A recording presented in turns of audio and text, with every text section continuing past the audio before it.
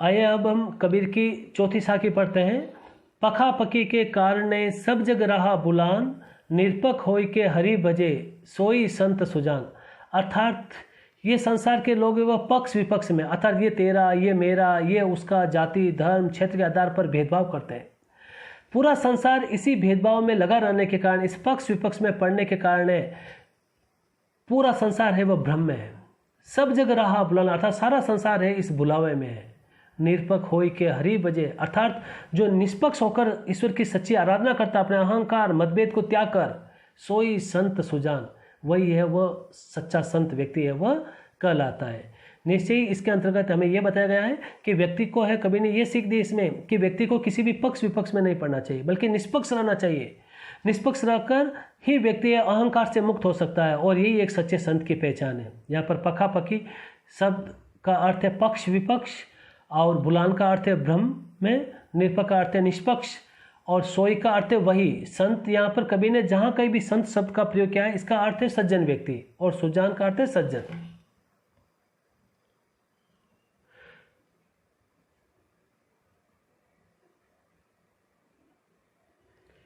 कबीर की पांचवी साखी।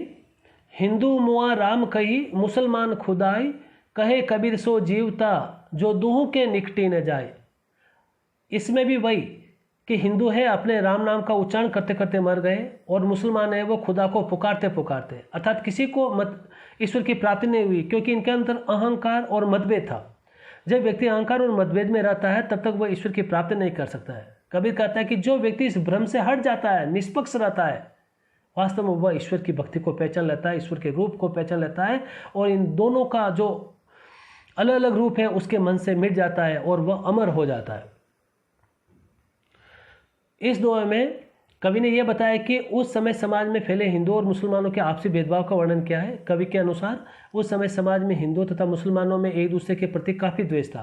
वे एक दूसरे के धर्म से घृणा करते थे। हिंदू राम को महान समझते थे, जबकि मुसलमान खुदा को, मगर दोनों राम और खुदा का नाम लेकर भी अपने ईश्वर को प्राप्त नहीं कर सके, क्योंकि उनके मन में ईश्वर भक्ति से ज़्यादा आपसी भेदभाव और नफरत की भावना मौजूद थी, इसलिए वह ईश्वर के रूप को पहचान नहीं पाए।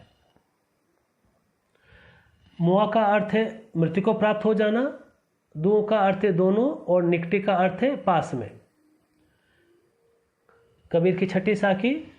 काबा फिरी काशी भया, रामी भया रहीम, मोट चून मेदा भया, बैठी कबीरा जीम। इसमें ईश्वर की एकता का, सर्वव्यापकता का बताया गया है कि मनुष्य के अंतर्गत मतभेद रहने के कारण वो ईश्वर के रूप को पहचान नहीं पाता, जबकि ईश्वर है वह सर्वत्र है। इस दोहे में कबीरदास जी ने हिंदू मुसलमानों के आपसी भेदभाव को नष्ट करने का संदेश दिया है। कवि का मानना है अगर कोई हिंदू या मुसलमान आपसी भेदभाव को छोड़कर निष्पक्ष होकर प्रभु की भक्ति में लीन हो जाए तो उसे मंदिर मस्जिद एक समान से लगने लगते हैं। फिर उसे राम या रहीम एक ही ईश्वर के दो रूप लगने लगेंगे जिनमें कोई अंतर नहीं होगा। इस प्रकार हिंदुओं व मुसलमानों को मस्जिद तथा मंदिर एक समान और एक रूप से पवित्र लगने लगते हैं। कवि कहते हैं कि जब तक गेहूं को बारीक पीसा नहीं जाता तो वो खाने योग्य नहीं होता, लेकिन जैसे ही गेहूं को पीस दिया जाता है वह स्वादिष्ट खाना बनाने लायक बन जाता है। ठीक इसी तरह हमें अपने बुरे भावों और विचारों को एकता की चक्की में पीसकर सद्भावना के आटे में बदलना होगा। फिर हमें एक दूसरे के धर्म में कोई बुराई नहीं दिखेगी, हमें उनमें केवल प्रभु की भक्ति का संदेश ही दिखाई देगा। जिस दिन ऐसा हो जाएगा उस दिन हिंदू मुसलमान एक साथ बैठकर प्रेम पूर्वक है वह खाना खाएंगे, अर्थात उनके मन में ईश्वर प्रेम का जो मतभेद है वह मिट जाएगा, और राम है वही रहीम नजर आने लगेगा, और काबा है वही काशी नजर आएगा, दोनों में मतभेद मिट जाएगा। यहाँ पर भया शब्द का अर्थ है हुआ, मोट चून का अर्थ है मोटा आटा, और जिम का अर्थ है भोजन करना। अर्थात इस दोहे में ईश्वर की एकता का है वह समर्थन किया गया है, एकता को है वह स्पष्ट किया गया है। अंतिम साखी जिसमें कबीरदास जी ने यह सीख दी है कि किसी भी व्यक्ति की पहचान है उसके वंश से नहीं बल्कि उसके कर्मों से निर्धारित की जाती है। व्यक्ति की पहचान उसके कर्म से बनते, उसके वंश से नहीं। ऊंचे कुल का जन्मिया, जे करनी ऊंच न होई, सुबरण कलश सूरा बरा, साधु निंदा सोई। अर्थात कोई भी व्यक्ति यदि उच्च कुल में जन्म ले ले, यदि उसके कार्य अच्छे नहीं है तो हर कोई व्यक्ति उसकी निंदा करेगा। ठीक उसी प्रकार जिस प्रकार सोने के घड़े में यदि शराब भर दी जाए तो हर कोई व्यक्ति है उस घड़े की निंदा करेंगे, जबकि वह स्वर्ण निर्मित है, लेकिन उसके अंदर जल न होकर शराब है, इसलिए वह निंदा का पात्र बन जाता है। पहले के समय में व्यक्ति को अपने कुल से बड़ा समझा जाता था, ना कि उसके कर्म और ज्ञान से। इसी वजह से कबीर ने इन दोनों में हमें यह संदेश दिया है कि कोई भी व्यक्ति अपने कुल से नहीं बल्कि अपने कर्मों से बड़ा होता है। जैसे अगर एक सोने के मटके में मदिरा अर्थात शराब भरी हो तो वह किसी साधु के लिए मूल्यहीन हो जाता है। सोना का बना होने पर भी उसका कोई महत्व नहीं रहता। ठीक वैसे ही बड़े कुल में पैदा होने के बाद भी अगर कोई व्यक्ति बुरे कर्म करे और दूसरों के परोपकार से जुड़े महान काम न करे तो वह बड़ा कहलाने का अधिकारी नहीं होता। इसलिए हमें किसी मनुष्य को उसके कुल से नहीं बल्कि उसके कर्मों से पहचानना चाहिए। यहाँ पर कुल का अर्थ है वंश, जन्म्य का अर्थ है जन्म लेना, करने का अर्थ है कार्य, उच्च अर्थात उच्च या आदर से युक्त कार्य, सुवर्ण का अर्थ है स्वर्ण अर्थात सोना, कलश शब्द का अर्थ है गढ़ा, सुरा का अर्थ है शराब और निंदा का अर्थ है निंदा करना। अर्थात व्यक्ति की पहचान है वह उसके कर्म से ही की जाती है। इस तरह से हमने इन 7 साखियों में देखा कि कबीर ने इन 7 साखियों में पहली साखी में ईश्वर भक्ति, दूसरी साखी में एक सच्चे ईश्वर भक्त की पहचान, तीसरी साखी में सहज ज्ञान, चौथी साखी में निष्पक्ष रहना, ईश्वर की एकता, अन्य साखी में ईश्वर की एकता और ईश्वर के नाम पर की जाने वाली संकीर्णताओं पर प्रहार किया है। और अंतिम साखी में कबीर ने है वह कर्म को महत्व दिया है। हमारे पढ़ने के लिए 2 शब्द लिए गए हैं, शब्द। इसमें से प्रथम शब्द ही हमारे पाठ्यक्रम में है।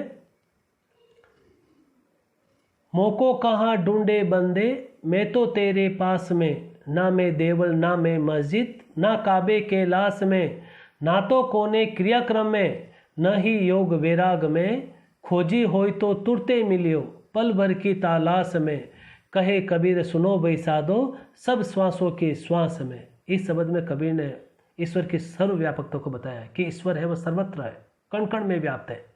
इसमें स्वयं ईश्वर कह रहे हैं कि मोको कहाँ ढूंढे बंदे, कि हे भक्त तू मुझे व्यर्थ में ही कहाँ ढूंढता है, मैं तो तेरे पास, मैं स्वयं तुम्हारे पास हूँ। कबीर ने कहा भी है कि आत्मा है वो परमात्मा का ही अंश है। उसी तरह जिस प्रकार जो कस्तूरी होती है वह हिरण की नाभि में स्वयं उसके पास रहती है, लेकिन हिरण है वह उस महक से परेशान है कि आखिर है वो महक कहाँ से आ रही है और वह वन वन उसको भटकता रहता है।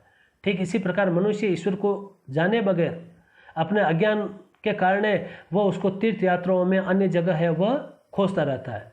तो ईश्वर ने कहा कि मोको कहाँ ढूंढे बंदे, कि हे भक्त तू व्यर्थ में मुझे कहाँ ढूंढ रहा है, मैं तो तेरे पास, मैं स्वयं तुम्हारे पास में हूँ। ना मैं देवल, मैं मंदिर में भी नहीं हूँ, ना मैं मस्जिद और न ही मस्जिद में हूँ, ना काबे कैलाश में, न ही मैं काबा और कैलाश जैसे धार्मिक स्थलों में हूँ, ना तो कोने क्रियाक्रम में, मैं किसी भी क्रियाक्रम जैसे पूजा हवन माला जपना आदि इनमें भी नहीं हूँ, और न ही योग वैराग, न ही मैं हठ योग और संन्यास धारण करने में हूँ। खोजी होई तो तुरते मिले, यदि तुम अहंकार मुक्त होकर यदि सच्चे मन से मेरी आराधना करोगे तो पल भर की तलाश में तो मैं क्षण भर में ही तुम्हें प्राप्त हो जाऊंगा। कहे कबीर सुनो भाई साधो, इस तरह से कबीर कहते हैं कि हे सज्जन लोगों सुनो, सब सांसों के श्वास में ईश्वर है वह सबकी सांसों में बसा हुआ, अर्थात कण कण में व्याप्त है, उसको व्यर्थ में इधर उधर खोजने की जरूरत नहीं है। ईश्वर का निवास है स्वयं हमारे अंदर है, अर्थात ईश्वर है वह सर्वव्यापक है, सर्वत्र है वह।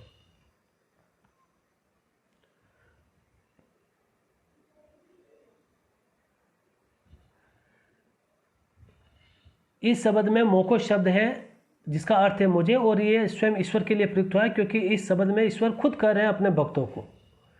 बंदे शब्द का अर्थ, देवल शब्द का अर्थ है मंदिर, बंदे शब्द का अर्थ है भक्त, वैराग अर्थात वैराग्य संन्यास धारण करना, और तुरते का अर्थ है तुरंत, तालाश का अर्थ है तलाश खोज। इस शब्द में ईश्वर की सर्वव्यापकता का बोध हुआ है। कबीर ने यह बताया है कि ईश्वर है वह सर्वत्र है, सर्वव्यापक है, और ईश्वर प्राप्ति हेतु बाह्य आडंबरों का विरोध किया गया है कि हमें व्यर्थ में ईश्वर को खोज करने के लिए इधर उधर बाह्य आडंबर एवं ढोंग नहीं करने हैं, क्योंकि यदि हमारे अंदर जो अहंकार लोभ मोह है यदि वह उनका त्याग हो जाएगा तो हम ईश्वर को है अपने ज्ञान के माध्यम से आसानी से अनुभव कर सकते हैं। तो निश्चय ही हमने इस शब्द में और इन साखियों में देखा कि कबीर का जो ईश्वर है वो निर्गुण है, निराकार है, अगम है, अगोचर है। और कबीर ने ईश्वर की सर्वव्याप्ति के बारे में बताया कि ईश्वर कण कण में व्याप्त है। निश्चय ही ईश्वर के नाम पर हमें न तो कोई ढोंग रचना चाहिए, बल्कि ईश्वर के प्रति हमारी सच्ची आराधना होनी चाहिए, सच्ची श्रद्धा और विश्वास होना चाहिए। और जब व्यक्ति अहंकार मुक्त होकर सच्ची श्रद्धा और विश्वास से युक्त हो जाएगा तो उसे ईश्वर है वह आसानी से प्राप्त हो जाता है, अर्थात वह ईश्वर के रूप को पहचान लेता है। विद्यार्थियों, धन्यवाद। हमने हिंदी साहित्य भक्तिकाल के निर्गुण संत कवि कबीर की साखियाँ और शब्द का अध्ययन किया। निश्चय ही कबीर का जीवन हमारे लिए एक आदर्श है और उनके द्वारा रची गई साखियाँ और शब्द है आगे आने वाले युग को भी है वो नई प्रेरणा देगा और हमें सीख देता रहेगा। धन्यवाद।